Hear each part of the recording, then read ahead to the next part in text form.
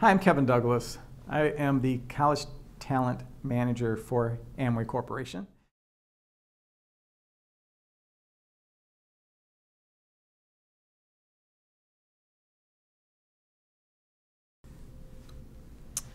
Now is the time to really start thinking about what you want to do when you get to the interview and how to prepare for the actual interview.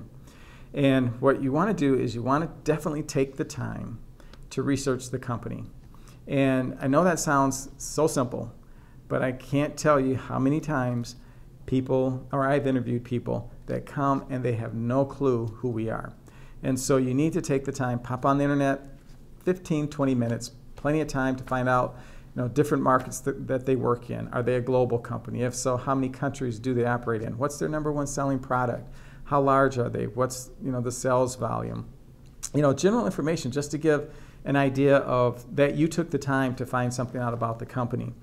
And then the other thing you want to do is you want to look at, or I should say, find as much information about the job as you can. You obviously applied for a job and you have a job description, and you really want to take the time and look at it, read it, analyze it, and look at how your transferable skills can help you become successful in that job.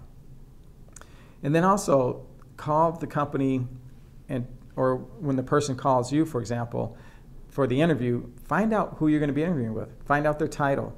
Find out what their responsibilities are.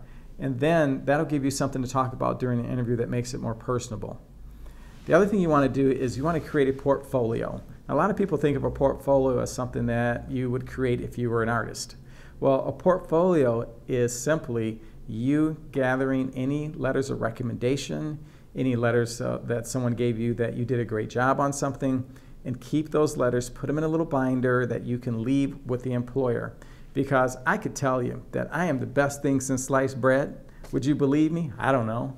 But if I gave you a letter from an employer or a letter of a recommendation from someone that said, I did a great job, I have a high level of integrity, or that I completed this task on time, then it's believable because you're seeing that someone took the time to acknowledge the accomplishments.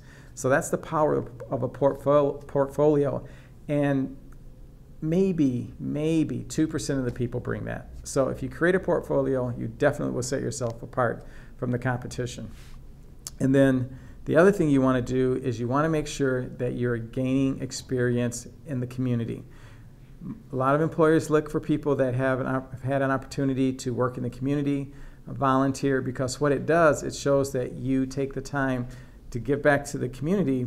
And then the other piece of that that's important is that it gives you exposure to multiple people, to work in team environments, to get along with people, to understand different people's cultures, and to understand different thought processes. So it shows you have the ability to do that. And the same is true with your clubs and organizations. Any club organization that you could get involved in, that a professional organization that you're majoring in, is very beneficial to have on your resume. The other thing we're going to switch to right now would be the questions that you may be asked during the interview. Now, what you want to do is you want to anticipate questions. And a lot of people think of interviewing as being asked hypothetical questions. And for example, so that would be, give me an example of hypothetical would be, how would you solve today's credit crisis? I could probably come up with some really good ideas. Would they work? I have no clue because I've never done it before. So a situational question would be, give me an example of when you solved a credit crisis. So they're looking for what you've done in the past to show what you're capable of doing in the future. And so what you need to do is you need to think about what you've worked on in the past. What projects have you worked on? What team environments have you worked in? What accomplishments have you had that you could really talk to an employer to show them that you can accomplish different things? So make sure you get those things in your head, because if you go to an interview and you haven't thought about that, I can guarantee you they're going to merge together and you won't be able to come with one good advice or one good example. So take the time, think about what you've done in the past. Think about why you're qualified for this position. And the reason I say that is the only reason an employer is interviewing for a position is they have a headache. And what I mean by that is there's a job that's not being done. So the employer has a headache.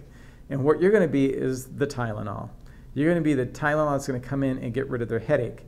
And so if you can show them that you're the best Tylenol tablet around to get rid of their headache, the odds are that you're going to be hired. And so you need to be able to explain what you can bring to the company. You need to be able to ask questions around that. Why are you interviewing for this position? By this position not being filled, what is it causing? What kind of problems is it causing your company? And then you need to be able to explain why you can solve it, why you are that Tylenol pill that's going to get rid of the headache. And if you can do that, odds are you're going to be hired. Because the way to think about an interview, the mistake a lot of people make, is that they come to an interview and they ask what the employer can do for them. You know, what kind of benefits do you have? Will I be able to take training classes? Will I be able to grow and develop? That's all about you. In an interview, it's the time to figure out what you can do for the employer. And you have to find out where their headache is and then sell your skills and ability to show how you can solve that problem. Then after you get hired, then you can worry about the other things. But during an interview, you need to show the employer why you're the best person to help that company continue on and to grow.